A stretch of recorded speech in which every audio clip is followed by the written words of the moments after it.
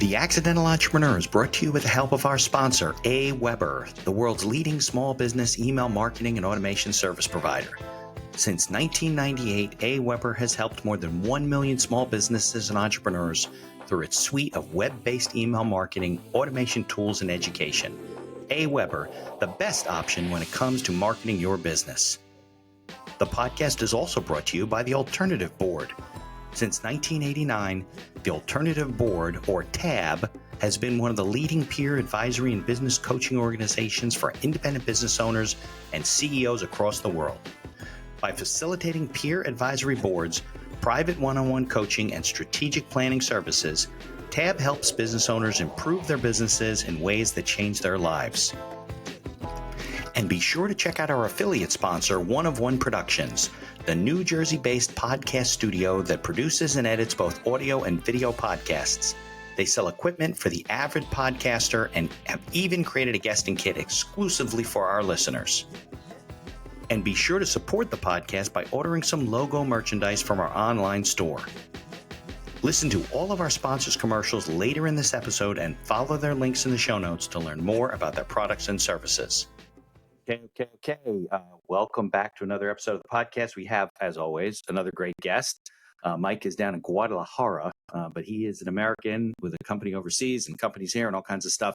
We're going to be talking about not only his background, but we'll be talking also about selling on Amazon today and how to be an Amazon seller and all the ins and outs. He consults on that and helps companies do it. So if you are listening on your favorite podcast directory and you can leave us a review, leave us a 5-star review, please. If you're watching on YouTube, be sure and subscribe and like us to help us to keep bringing the good content that we have today. So let's get on with today's show. The information provided in these episodes is for entertainment purposes only. It is not a guarantee of success or to be construed as advice of any kind. You should always seek advice from local licensed professionals before making any decisions. The dictionary defines an entrepreneur as a person who organizes and manages any enterprise, especially a business, usually with considerable initiative and risk. People often start a business without much choice, perhaps due to a job loss or just being dissatisfied at work, and they come up with an idea they just know can be successful. They become entrepreneurs by accident. That is to say, their success or failure happens by accident, not with intention. My name is Mitch Beinhacker. I'm a corporate attorney and a business advisor. You're listening to The Accidental Entrepreneur, my podcast about how to achieve success on purpose, not by accident. Join me along with our monthly guests, where we share our knowledge and help you get a hold of your business. And now on to today's episode. All right, Mike, can you hear me? I can, Mitch. Thank you for having me here. Hey, no, glad you're gonna be here. So it's like 10:30 here. Was it like 7:30 there, or? It's 8:30 right now, actually. 8:38, okay. But yeah. Oh, it's late, right? You get started 5, 6 o'clock in the morning in Guadalajara, I'm sure. Of course, I'm already one double espresso deep, so we'll see how this goes. There you go. Nice. All right, so why don't we start with your background. We had talked about off the mic, how you got started in business, things like that. We'll work our way up to the second half when we will talk about all the Amazon selling and stuff like that. Of course, yeah. So as you kind of mentioned in the intro, I'm originally from the U.S. I'm from Connecticut originally. Grew up there, spent most of my life there. Went to school in 2 different schools, one in Long Island, one in Philadelphia. Played lacrosse pretty much my entire life. Played lacrosse in college. That's why I went to these schools. And out of college, I never grew up as an entrepreneur. I never grew up having like any jobs, anything like that. Right. I always worked. Business major in school or not even? I was. Yeah. So I was a business. I started at Stony Brook University, and I was studying business administration. That was my freshman year, and that was 2008. So that was like the middle of the financial crisis, which was an interesting time. Yeah, because a lot of the conversations that were happening around the business classes were all shifting or focusing onto this, and I didn't know what was going on. So right. So it was a different time to be learning that type of stuff. And then I realized that I wanted to learn more than just the administration piece. I ended up transferring after my freshman year to St. Joseph's University in Philadelphia. Continued to play lacrosse there, but I double majored in economics and international relations. There you go. So it was a little bit of a different shift, but gave me gave me more of a view of how things work. And that's something that I always find very important. Right. Okay. So you graduated, and what happened? I mean, you didn't take a job in Guadalajara, so you kind of. No, it was it's been quite a journey to get here. So, I graduated 2012. The job market still wasn't great, so it took me a little while to find a job. Just gonna unplug my charger for a second. I'm lagging a little bit. Yeah, the computer will fix that on the back end. Oh, okay, cool. So yeah, I graduated, had a little bit of a hard time finding a job. I took a job at a law firm to start. Worked there as a law clerk for a while. That was, an experience. I didn't really enjoy it. From there, I ended up going into Deloitte consulting and worked in Deloitte. Really didn't like consulting either, so I wanted to find something different. What did you work with at Deloitte? It was mainly retail consulting, which was kind of, where I had some experience, or where I started getting into where I am now. Is like that was the root of it. And I really, I the projects were cool. I just did not like working for Deloitte. I did not like the stress of it. I didn't like, traveling and dealing with angry clients. Yeah. It wasn't fun. You don't really have much control of your life in that. And was any of e-commerce in those days? I mean, that's 2012. So it would have been 2012. No, it was still too early. I mean, it was there, it was existing, but like most people weren't focused on it. They were focused on, their own websites or whatever, instead of like the platform aspect, which is obviously the most important thing right now. And all that stuff. Yeah, exactly. Sure. So, yeah, that's kind of how it started. Once I realized I hated it, I started taking classes at NYU in real estate. Ended up switching over to Sears, which was another interesting experience. And during my time at Sears, I was working. Sears is gone, right? They're gone now, yeah. But this was 2014 when I made the switch, and things were still running, but like we were in trouble and we were trying to solve some of the problems. Right. So the team you went to the graduate school. You went to the Stern School to take classes there? No, I went to the professional school. I can't remember the name of it, but yeah, I don't remember the name actually. It's weird. But the business school where you go get. Because you know what, you were already business administration. You were like, I don't want to do this. Yeah, exactly. Like I could have gone and gotten a real estate master's, or I could have just gotten the real estate certificate, which is where I started. And I was like, well, let me see how this goes, and then I'll go from there. Got it. I've always done well in school, and always like have thought about more education, whether it be law school, MBA, whatever.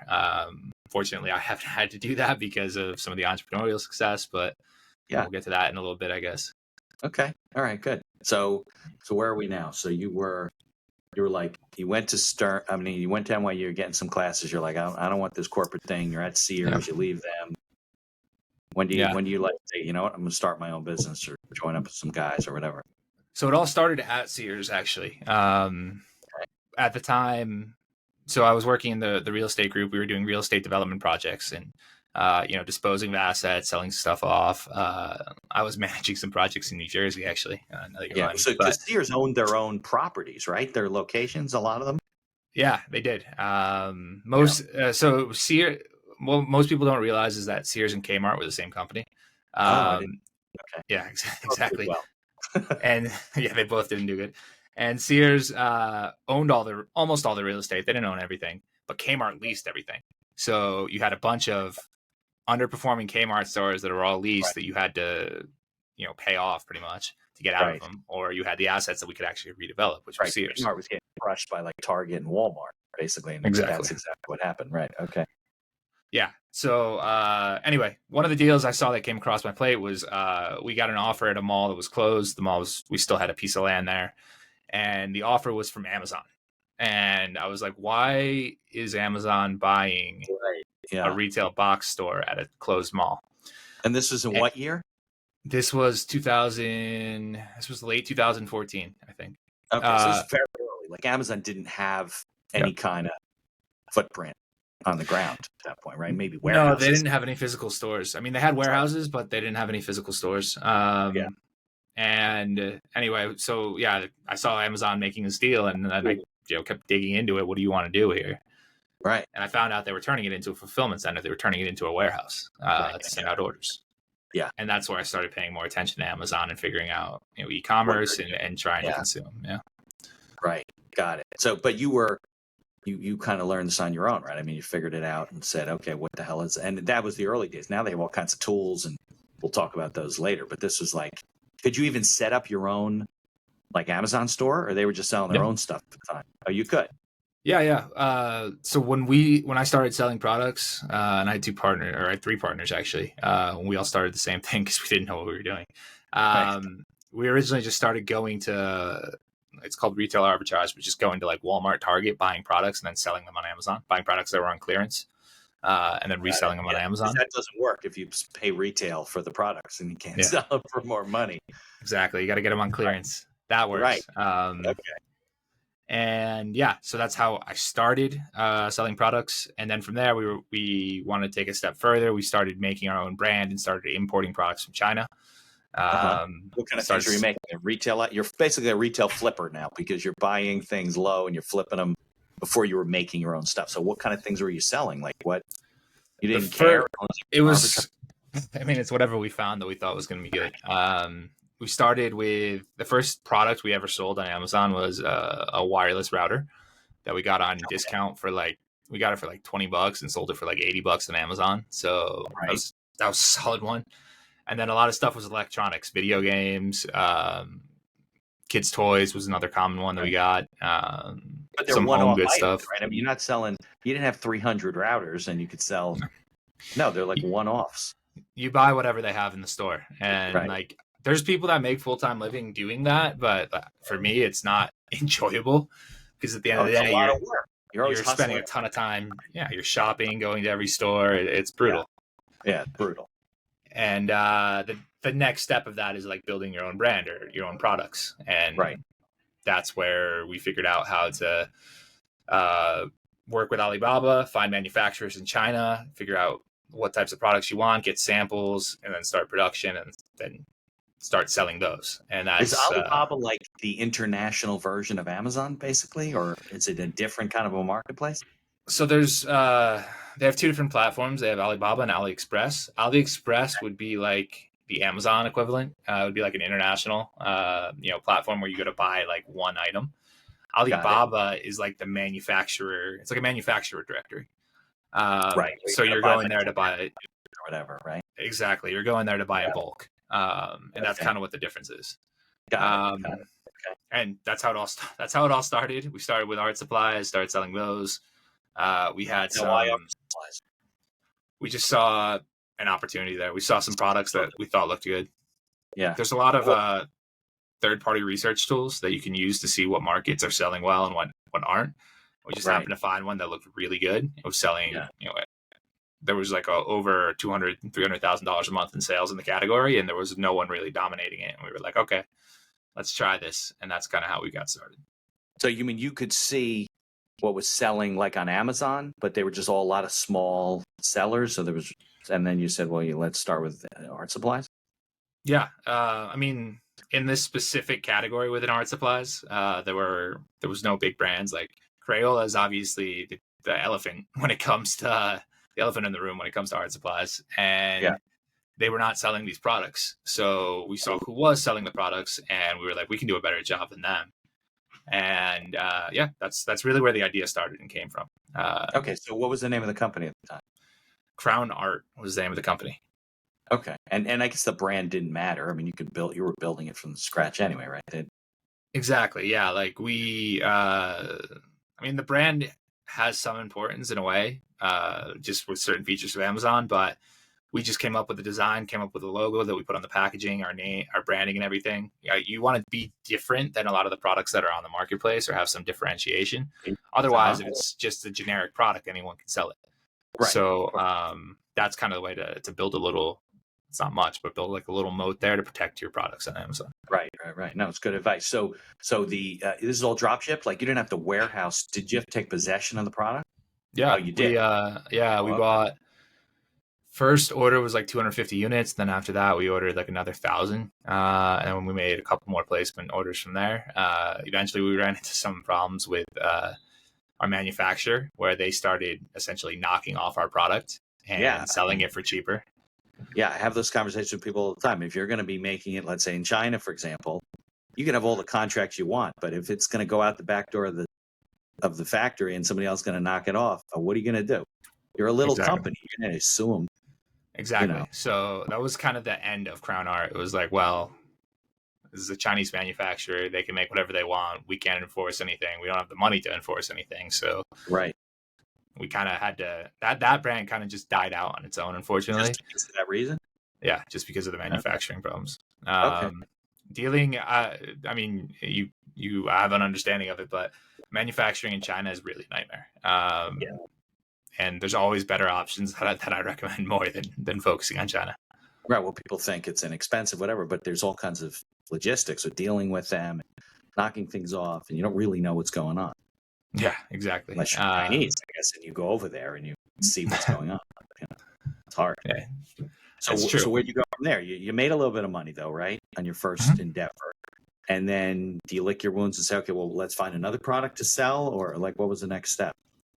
One of the learning lessons we took out of this was that when it came to selling products online, we were really good at the actual sales and marketing aspects, but where we really weren't good was the inventory management and the manufacturing and the supply chain stuff. Got it. So, understanding what our strengths were, we started looking at how can we take advantage of this. And the prime example that I've kind of already mentioned was we were in a category that is historically dominated by Crayola. Mm-hmm. And Crayola wasn't able to show up for these keywords and for the search terms that we were ranking for. So we realized that a lot of big companies don't know what they're doing when it comes to Amazon. And that's where we started transitioning to AMZ Advisors, where we are today, as an agency helping a lot of these big brands maximize their efforts on the Amazon platform. So we help them implement all the best practices, make sure everything's running smoothly, help them grow their sales, manage their advertising for them. And we've had the opportunity to work with a lot of big brands over time. Yeah, got it. So you knew that if you had the inventory, if that was being taken care of, you could sell the crap out of this stuff. You knew how to market it and find the buyers and all that type of stuff. Exactly. And that's what we did. We started with a pretty well-known brand called Plackers and Rembrandt Whitening. Okay. In dental supply category, we grew their sales from doing about like $100,000 to doing like $500,000 a month. We worked with some other brands like Burt's Bees, Neff Headwear, and we were successful in growing all these accounts. So like we kind of we're building that body of evidence where we know what we're doing and we know that this can work. All right. So I'm curious because a lot of people listening, first of all, I think with Amazon, you see all these videos, you get things from people and they're like, you can be an Amazon seller, and you find a nail clipper and you can just drop ship them and promote them and you make all kinds of money. And I'm sure it's not that easy, but when you got started, when you realized what your expertise was, and you said, listen, we're not going to do it for ourselves because then we got to solve the other problem by getting the products. We're going to help other people sell their products. How did you start developing your own business? Like, how did you get the first customer you mentioned, the dental one? So we were pretty fortunate at the time we started. There really weren't many companies out there that were doing this. There's one company called Orca Pacific, which was one of the older ones that was on Amazon and helping people. There were a couple other smaller ones, but it was not easy for people to find these companies. So we actually got our first client through Upwork, through the freelance platform. They were going to Upwork looking for people that knew what they did, and it was actually a consultant working with them that found us and hired us, and that's how we started there with our first client. The consultant actually had a couple other clients that we ended up working with as well, and that's really where we got off the ground and running. I mean, we got to the point where our sales commissions and our service offering, we were making, I think at one point our biggest invoice was like $25,000 a month from them. And that was really what gave us the runway to get the business going. Because then we had the cash to start investing in, hiring and, building our processes, making ourselves look more legitimate than just, a couple guys on Upwork. And that was really the impetus that got us going. And, we're talking about being an accidental entrepreneur. Right. That was one instance of just pure luck of us getting in touch with the right guy on Upwork and then working with the right client and getting the success from what we knew how to do. So it would have, we like three guys coming out of nowhere working with a massive corporate company like Plackers. I mean, they're a multi-billion-dollar enterprise. Right. There's no way we would have gotten in front of them if we tried, knocking on their door or giving them a call or anything. So right. You can't just cold call them. Hey, we're three guys in the Davenport basement. Exactly. Yeah. Yeah. So I'm curious because, I talk a lot on this show about, strategic planning, business planning, and figure things out. It sounds to me like you kind of figured it out as you went. I mean, you did have an undergraduate degree in administration. So did you guys do any, or do you do, business planning on a regular basis to kind of like figure out, okay, where do we go next and what strategically we're doing there? It's something that we've implemented more over the past few years. We've always kind of had like a stated direction that we wanted to go in, but the tactical steps that we needed to take to get there were not always clear. Now we're much more clear when it comes from a planning perspective, not only just between us as the founders, but between the employees as well. Because when the employees have an idea of the direction that you're trying to go, it makes it a lot easier to get everyone moving in the right direction. Big time. You want them to be on your team, buy into your vision. I think that's one of the reasons why people don't really do the kind of planning. Like they don't know what to put down. They're still trying to figure it out. They're still feeling their way. Unfortunately, in some cases, it might lead to failure because you don't see what's around the corner. You guys, it didn't happen. But there's somebody in the background that walked by. So I'm just always curious as to how, that kind of comes together. So then how did you end up in Guadalajara? Did you just pick up clients that were outside of the United States or? So when we were first starting the company, we wanted to give, I said we had some clients we were making money from, but we wanted to give the company the longest runway to take off to make sure it was going to be successful. So we decided, why don't, and being from, the Northeast, I think you can understand this. We hated the winter. The winters are miserably cold in Connecticut. We ski, but there's no mountains in Connecticut. So if I'm not skiing, I'm miserable in the winter. So we were like, let's move somewhere warm. Let's just get out of here. We ended up moving to Playa del Carmen, near Cancun. Okay. And the three of us, yeah. We ended up renting a nice, I won't say a penthouse, but it was a very nice apartment that we were living in. After a few months of that, we were making more and more progress, and the company was I don't want to say successful, but stable enough for us to kind of do our own things. And I wanted to go travel. I wanted to see more of Mexico. I ended up coming to Guadalajara. Spanish? Do you speak, you and the guys? I didn't speak Spanish when I first arrived. I understood it. My family is, my mom's family is Portuguese. So I always grew up with hearing, not Spanish, but hearing a similar language. So I understood Spanish really well. I didn't speak any or spoke very little of it. So finally, once I was here, I was able to actually practice listening and speaking. And, at this point, I've been here for 6 years and, I'm fully fluent. So. Right. But you didn't go there because of the business opportunities. There's all these companies we can work with. You work with companies all over. Yeah. You do it remotely, right? You have a Zoom call or whatever. You don't need to be there. Exactly. It was more of a lifestyle thing. We were where can we get somewhere where we don't have to be in the cold, where we can be near the water. I'm not near the water now, unfortunately, but you're like closer to me. But yeah, that's kind of how it started. So it wasn't strategic. We're gonna go down here and find companies. It was more let's just be somewhere where we enjoy being, and we can take all of our client calls online. Got it.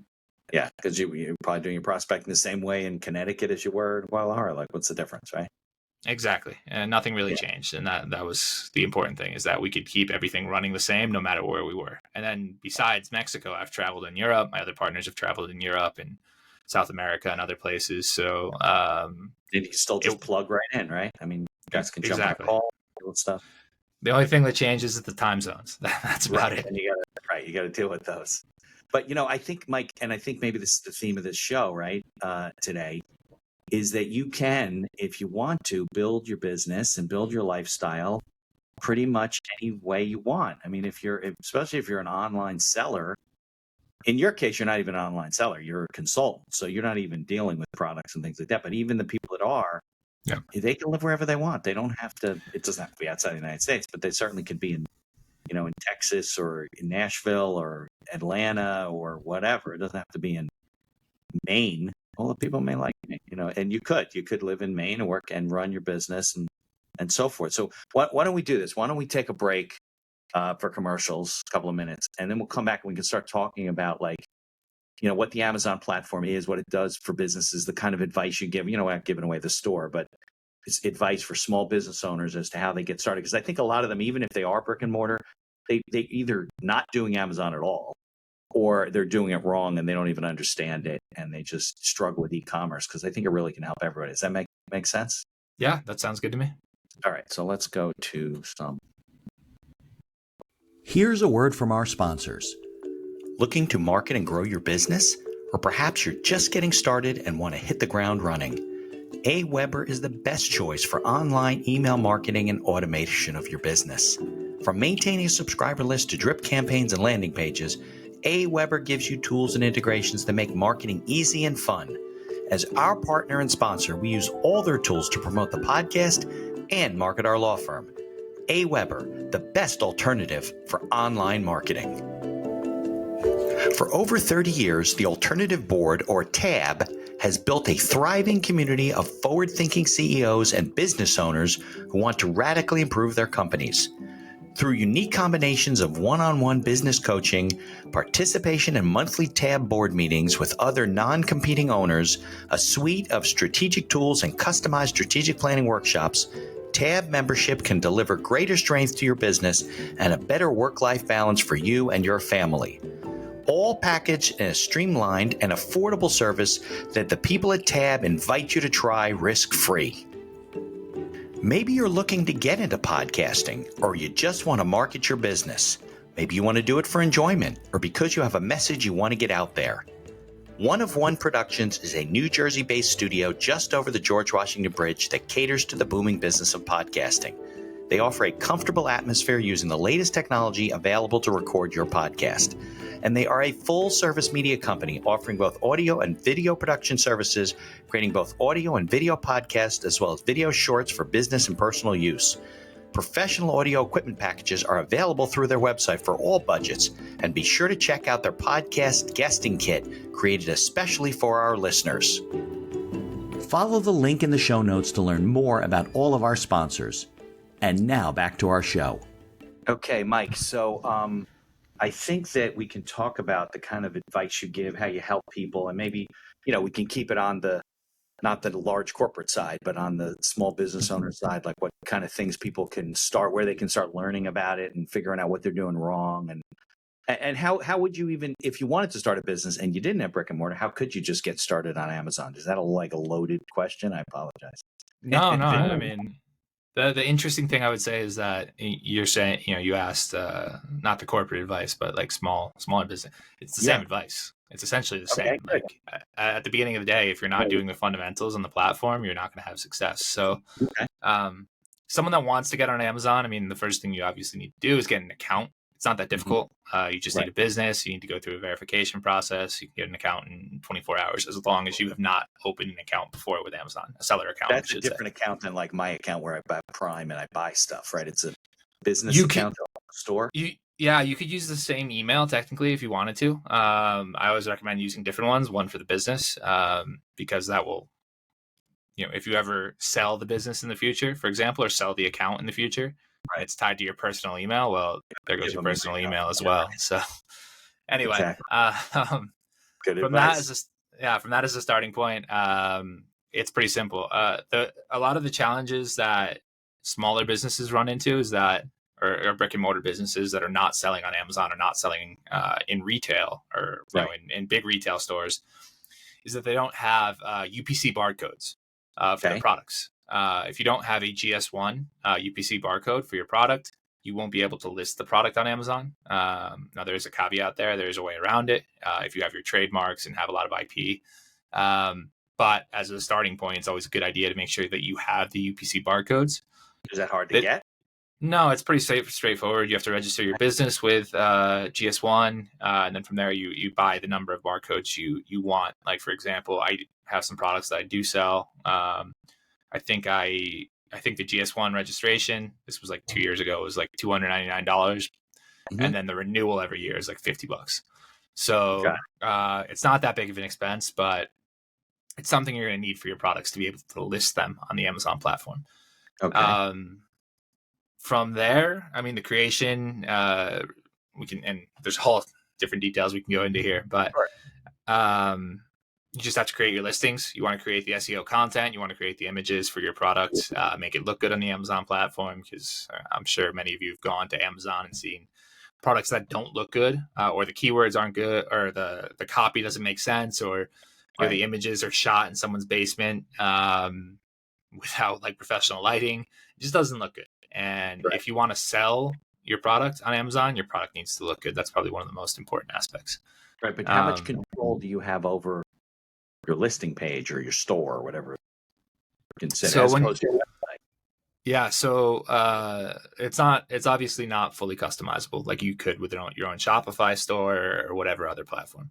But when you look at it as a consumer from the front end of Amazon, you see the titles, you see the bullet points, the product images. You might see it's called A+ content, the images down below the listing, or I should say down below the fold. You can customize all of that. So you have full customizability with all of that. And when it comes to the SEO side, the keywords you use are going to be within, your product titles, within the bullet points, the product description.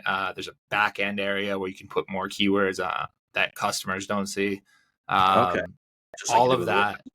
Yeah, exactly. All of that is what helps with your SEO on the Amazon platform and is what ranks your listings on the platform. That's a very simplified explanation of the SEO aspect, but what you do, right? I mean, you work with the company to help them get all the right pieces, so they get sales. Yeah, exactly. And it starts with having the right list of keywords that are relevant for your product, putting them into the copy where they need to go, creating images that look good, number one, so the photography is good, but then creating graphic designed images that are calling out the main features of the product or the main solutions that the product solves for the end consumer, or the main search terms, having them overlaid on text of what the customer might be searching for. All of those are going to impact the click-through rates. They're going to impact the conversion rates, and all of that's going to help you sell more of the product when people are actually coming to the page. So Amazon is almost like its own web browser, right? It's ranking your products, because sometimes I just had to search for an igniter button for our grill. I mean, I got like 26 of them. I don't know which is better than. I had to find one that was, the right size. I mean, that was it. So I don't know. So there's obviously an algorithm that makes one rank higher than the other. Yep, exactly. And the algorithm, I mean, it's a search engine. It's like Google. Google ranks for different reasons than Amazon, though. So with Amazon, the two main ranking factors are your conversion rate. So how frequently are people coming to your page and buying the product, and the sales history? How long have you been selling? And it's specific for each individual keyword. So if we're selling, a microphone, just because it's the first thing I see in front of me. If someone searches microphone and your product shows up, they click your product and they buy your product, that's sending a relevancy signal to Amazon. And that's saying, hey, this product should rank for this keyword. And if you're consistently doing that over time, your product's going to rank higher and higher for that keyword. So that's really where like a simplified explanation of the SEO comes in. It's convert more for what the customer is searching for. You do that by creating content that's focused on the most relevant keywords for your product, and then do it over time. And that's how you're going to grow on the platform. Yeah, microphone's a good example. I mean, I've searched for podcast equipment before, and you get tons of stuff, combinations of things. And this company, I never heard of these companies. Now, if it's like a Snowball or a Yeti, Yeti, then you know it. But even those are sold by different companies. Not manufacturers, but the retailer, basically, right? Yeah, exactly. You can have multiple sellers of the same product. I mean, I'm using a Blue Yeti right here, and I don't know exactly who I bought it from, but I bought the brand. So, for example, as a seller, and this is if you don't want to have your own products or create your own brands, you could be a reseller. Yeah, you could sell brands like this. Yeah. So then so I guess you got to source the product. You got to find them and sell them and so forth. So do you find that some I wouldn't say retailers. Some products are more amenable to the platform, or is it really just figuring out the SEO and the rankings and stuff like that? Or are there some things that really aren't meant for online? There's definitely some things that aren't, I wouldn't say aren't meant, but the discoverability is going to be significantly lower. Okay. A good example of this is like a client we worked with recently. They sell like scientific equipment, like beakers. I don't even beakers. Yeah, like that's the only scientific equipment word I remember anymore. Me But too. And the that's Bunsen burner, remember that? You put it above below the beaker and you heat up the stuff. exactly. Right? You and I aren't scientists, but how many scientists could be going to Amazon and looking for that stuff? Exactly. Enough. And they probably, I mean, it's an option, but you're competing against everyone else. I mean, these scientists, or these people looking for these products probably have a local store as well that they might be getting it from. So Or a supplier to the university or the company or whatever, right? yeah, it's different than something like a supplement where everyone might be buying a supplement or, cosmetic product or whatever. Right. So there's different levels of competition, different demand for products in general, like CPG goods or consumer packaged goods are sell really well on the platform. There are all types of niches that you would be surprised how well they sell. Like, for example, I have a food product brand. I sell biscotti, and biscotti is a great category. Right? Yeah, exactly. And the funny thing is that being from the Northeast, I thought everyone knew biscotti, but apparently no one outside the Northeast knows biscotti. Right. Do they know it in Italy? They sell this in Italy? Yeah, I mean, they have a different name in Italy. They're called Cantucci. Right. There you go. Which is actually the name of the brand. But Italian cookie, basically. Yeah, exactly. Yeah. So anyway, there's all these little categories that you can find. And using these third-party tools, you can see what the sales look like, see how competitive it is, see whether it's worth your time to try to build a brand around it. And that's really how you can decide what works. I mean, coming in as a first-time seller or first-time entrepreneur and trying to sell protein powder on Amazon, you're going to fail. Number one, there's a ton of competition. Number two, it takes a ton of money to get on there. So and I always recommend brands usually. Exactly. I don't want to buy like some protein powder because it's cheap. I'm going to buy the one that I'm used to and I like the flavor of, and I stick with it. Exactly. That's exactly what it is, and that's how most consumers shop. So if you're going to go into a category like that, you need a ton of money. It's better to start as a seller in some of the other categories that are not as competitive. Yeah. So that's how I start with some of these tools that'll tell me, like, what does it tell you? Like sales volume in those categories? It'll tell you sales volume. It'll tell you, sales volume is mainly the value that it's like extrapolating for you. But you can get everything in one spot. So you search microphone, you'll see all the microphones that come up. You'll see which microphone's selling the most. You'll see, how many reviews they have, whether Amazon's selling it, because Amazon can still sell a product, or whether it's a third party selling it.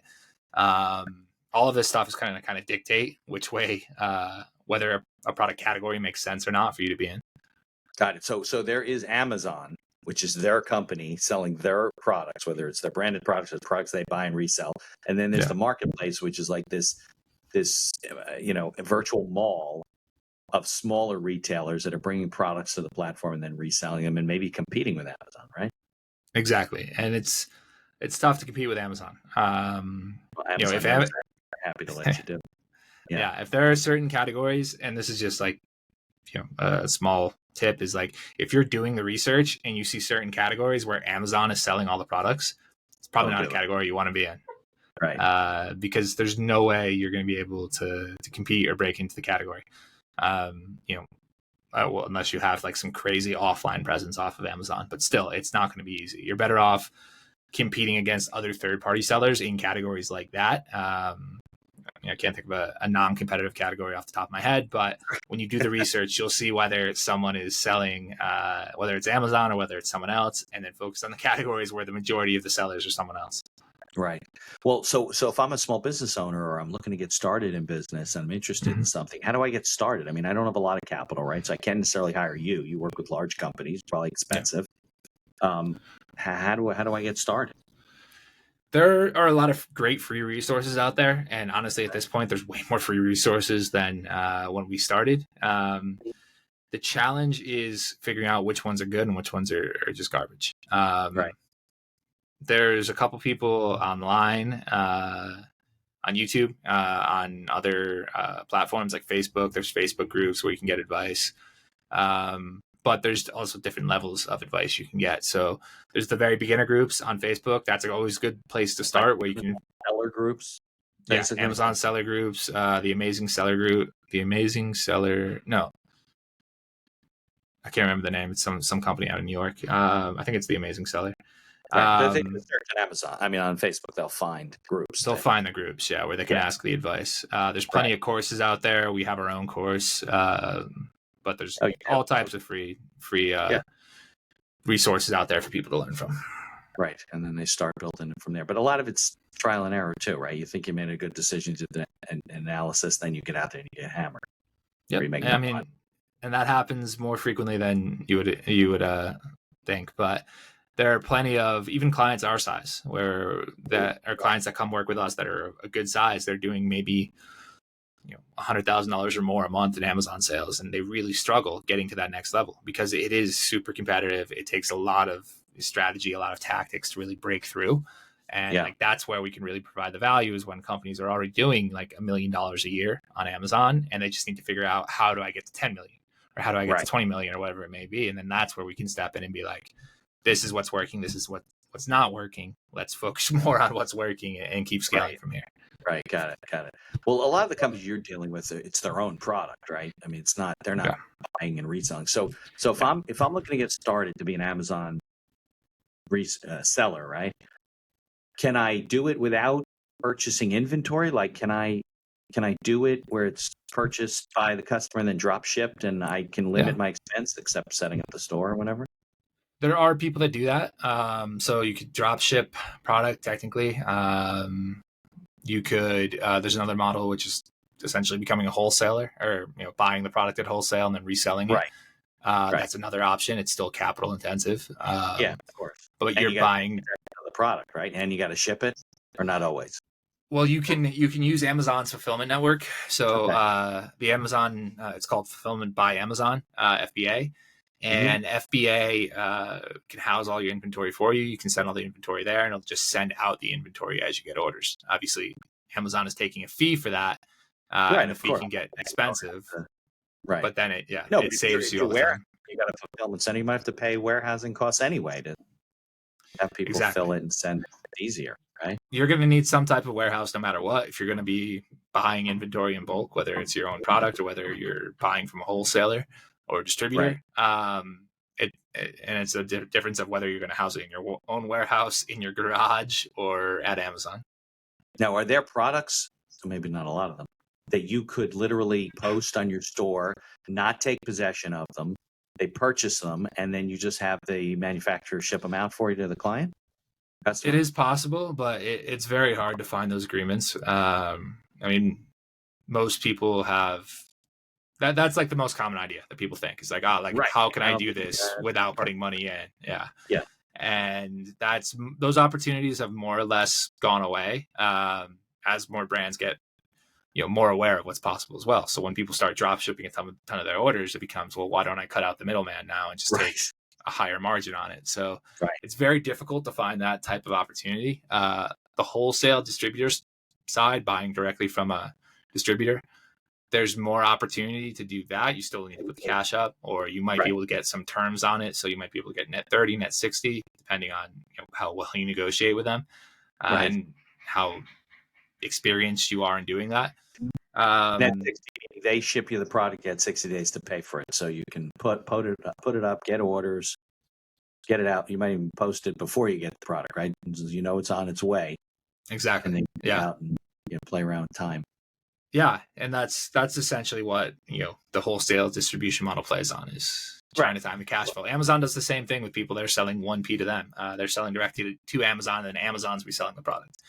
Amazon it's a different story because Amazon dictates the terms, but they dictate net 60, and they're like, all right, we'll pay you 60 days later from whatever you sell us now. So do they pay on time? Because I know like companies like Walmart and things like that are notorious for saying we'll pay in 60 days. They don't pay you for 120 days, 180 days. And what are you going to do? I mean, these are always challenges. I would say Amazon more or less pays on time. There's been a few issues where we have clients that are owed like hundreds of thousands of dollars, and that's where it gets really tricky. But for the most part, it's a smooth process, and you do get paid on time. Got it. All right. So, what do you think? Because we're past 45 minutes, so we're in the green area now. So, whatever else you want to talk about. What do you think has been the biggest challenge as a small, as a business owner running your business? I mean, you have a different model, right? Because you're, virtual and all over the world and whatever. What do you think the biggest challenge is for the small business owner when it comes to, being an online e-commerce retailer that you've seen? I think the biggest challenge is not investing enough, or not being willing to invest enough, or being afraid to invest in advertising. Because at the end of the day, when you're selling online, the advertising is all the visibility that you're going to need. Right. I mean, there's different ways to market. You can do SEO, that costs money. You can do paid advertising, that obviously costs money. You can do social media, ad advertising. Yeah, exactly. There's all different types of marketing that you can do, but it's going to cost money no matter what you choose to do.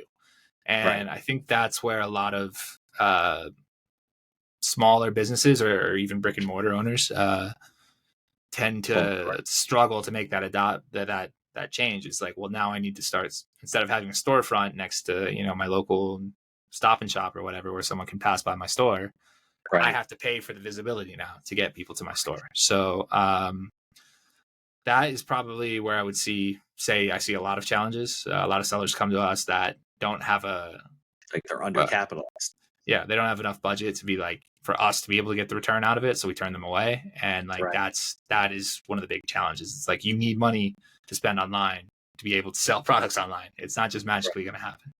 Right. There's no magical way, because it's, when it comes to online selling, you're it's like you're on a highway, right? But you have to draw the traffic to your highway. Now people just passing by all the time. Exactly. They don't see you. Exactly. And I mean, when you go to a search result page on Amazon, there's hundreds of products for some search terms. I mean, for microphone, there might be 200 products, and only 10 to 20 products are showing up in that first page. And of those 10 to 10, of those 10 to 20, half of those are probably ads. So that's how you get there. That's how you get the visibility. That's how you get seen. Right. And if you're 50, I'm not going to buy the 50th one. My perception as a consumer is it must be shit if you're 50. Yeah. I think the numbers, I forgot exactly what the breakdown is, but it's something like 90% of the purchases are products on page one, and like 70% are the products in the top three. So it shows why it's so important to be there at the top of the page, either through an ad, that's one way to kind of game the system and get there. But obviously the long-term strategy is, how do I rank my product on the SEO part to be that number one product? Right. Sure. Well, I mean, it makes sense, right? Because I'm there to make a purchase and do it quickly and make my decision. I don't want to look through 200 listings and what am I going to do? Read reviews on all of them, and half of them you don't even know if they're accurate. I mean, it's just nuts. So I think really you as a consumer have this in perception that the ranking is it must be good if it's coming up number one, right? Or top two or three. Which I don't know, maybe that's a false assumption, but it's your job. It is. That's what we do. I mean, we help people get to the top two or three, and there might be products that are better quality. There might be products that are built better, but at the end of the day, what dictates the ranking or the visibility on the platform is how well your product sells. And generally, this is just, the reviews play a part in this, and kind of are the counterbalance to price point. But generally, price point products that are a lower price are going to convert better because people are trying to not spend a ton of money. However, the counterbalance to that is that if you have reviews that are not good, or if your product's not good for that price point, people are eventually going to say, well, why am I going to spend this? Because it's a piece of crap. I'm going to pick the next one. So that's generally, from a consumer psychology standpoint, how you need to approach it. Yeah, sure. If you see it's 3 stars, everyone else is 5, you're like, why the hell am I doing that? Yeah, exactly. Exactly. Well, That all makes sense. Well, I think it's interesting though that you were one of these resellers or retailers. Let's call them e-commerce retailers, right? And then you're like, we're not good at this. We're good at the other side of it.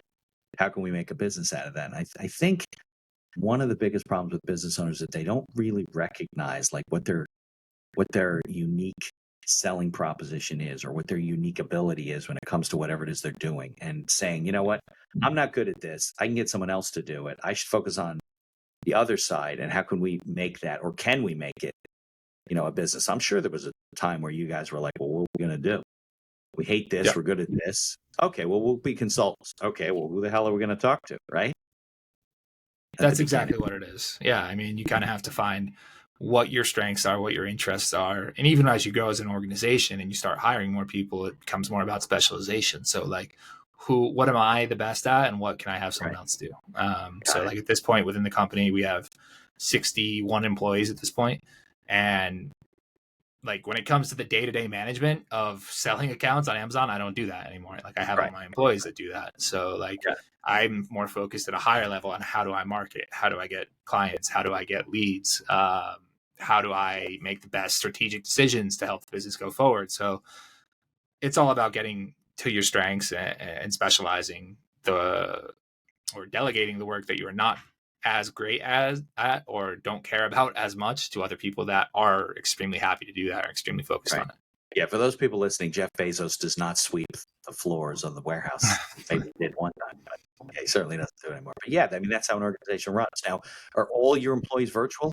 I mean, I don't know. There's people walking by you. I don't know if they're your employees or you're in a co-working space or something because you're virtual. I'm in a co-work, but I do have some employees that work out of here as well. The ones that are walking by are not mine. They're extremely loud, but that's a different story. Okay. But yeah, I mean, the majority are virtual. So we have employees in the U.S., in Mexico, where I live, Costa Rica, Colombia, Brazil, Argentina, Romania, where else? The U.K., Thailand, Philippines. So I mean, we're all over the world. Got it. And how do you find these people? Through like services like Upwork and stuff like that, or LinkedIn, Upwork. We post jobs on Indeed, depending on the marketplace. So we find, and a lot of people are referrals as well. So there's a lot of, it's not challenging to find people. It's just knowing like where you need to look. And good ones.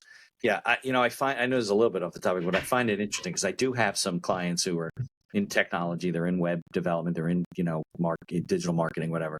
And they have people they work with around the world. So from an accounting management standpoint, how do you manage that? You can't just like call a payroll company in the United States and say, "Oh, put all these people on payroll." How do you manage? You have to file taxes in like all these different countries.